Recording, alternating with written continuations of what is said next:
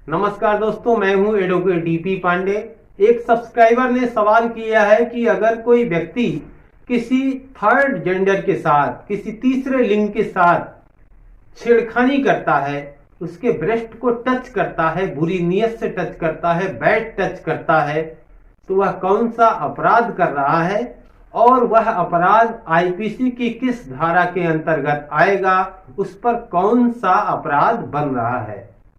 तो आगे इस वीडियो में इसी प्रश्न का मैं उत्तर देने की कोशिश करूंगा, लेकिन इससे पहले मैं एक रिक्वेस्ट करूंगा कि चैनल पर नए हैं और पहली बार देख रहे हैं, चैनल को अभी तक आपने सब्सक्राइब नहीं किया है तो प्लीज चैनल को सब्सक्राइब करिएगा।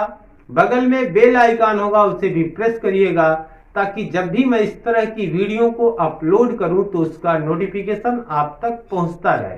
तो इस प्रश्न का उत्तर जानने से पहले हम ये जान लेते हैं कि थर्ड जेंडर किसे कहते हैं। थर्ड जेंडर के बारे में आपने सुना होगा कि आमतौर पर लोग इन्हें किन्नर कहते हैं, हिजड़ा इसकी पर्यायवाची है। थर्ड जेंडर वे होते हैं जिनका जेंडर उनके जन्म के साथ निर्धारित हुए जेंडर से मैच नहीं करता। इसमें trans men, trans women, intersex या जेंडर फीचर और सोशियो कल्चर आइडेंटिटी हिजड़ा और किन्नर से संबंध रखने वाले लोग हैं।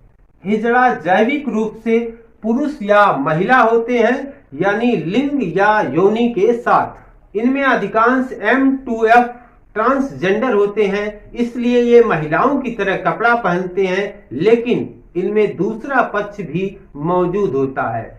M2F के पास स्तन नहीं होता, लेकिन F2M के पास स्तन होते हैं। कुछ ऐसे लोग होते हैं जो पुरुष के रूप में जन्म लेते हैं, लेकिन यौवन के दौरान या अन्यथा हार्मोनल असंतुलन के कारण उनके स्तन विकसित हो जाते हैं। इस स्थिति को गाइनोकोमास्टिया कहा जाता है। इसका मतलब यह नहीं कि ये लोग ट्रांसजेंडर या हिजड़ा ही होंगे। सब्सक्राइबर का सवाल था कि अगर किसी थर्ड जेंडर के साथ कोई छेड़खानी करता है, उसके ब्रेस्ट को टच करता है, तो वो अपराध कौन सा होगा, आईपीसी की कौन सी धारा होगी।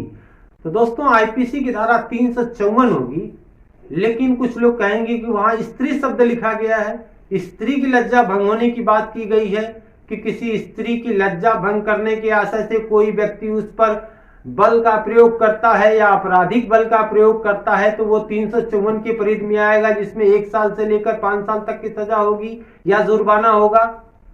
लेकिन अब यहां हमें समझना ये पड़ेगा कि जो थर्ड जेंडर है वो ठीक वैसे ही दिखता है जैसे कोई महिला दिखती, जैसे कोई महिला है, और वह व्यक्ति जो उस थर्ड जेंडर पर अटैक कर रहा है, तो उसका जो आशय है, उसका जो इंटेंशन है, उसकी लज्जा को भंग करना है, कि उस ब्रेस्ट को टच करना है, बैड टच करना है, और वो जो थर्ड जेंडर है वो स्त्री की तरफ जा रहा है, न कि पुरुष की तरफ जा रहा है, क्योंकि उसके बॉडी का वह पार्ट ठीक वैसे ही है जैसे किसी महिला के उस बॉडी का वो स्पेसिफिक स्थान जो है वैसा होता, ठीक वैसे ही है, और वो दिख रहा है कि वो महिला है।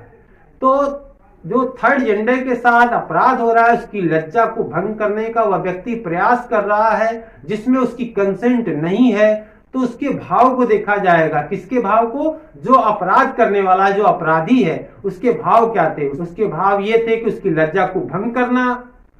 तो ये यहाँ ये 354 का अपराध होगा और 354 आईपीसी के अंतर्गत ही एफआईआर दर्ज होगा। उस थर्ड जेंडर के साथ उस व्यक्ति ने सेक्शन 354 आईपीसी का अपराध किया है।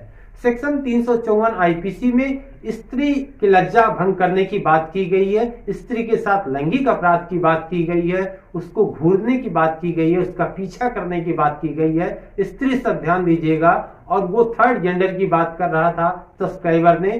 तो थर्ड जेंडर हमने पहले बता दिया कि उसका इंटेंशन महिला के प्रति था, उसका इंटेंशन, उसके जो इरादे थे, उसकी लज्जा को भंग करने थे। तो इंटेंशन महिला के ऊपर, उसके भाव, उसके जो भावनाएं थी वो ऐसा करने की थी कि वो महिला है, उसको उसी में आनंद मिलता, उसको उधर ही लेकर जाएगा, क्योंकि ये स्त्री के समीप जा रहा है, पुरुष नहीं है बता रहा है, ये पूरी जो कंडीशन है वो स्त्री की तरफ ले जा रही है। तो स्त्री की तरफ ले जा रही है तो सेक्शन 354 का ऑफेंस उसने किया है, 354 का अपराध कमिट किया है।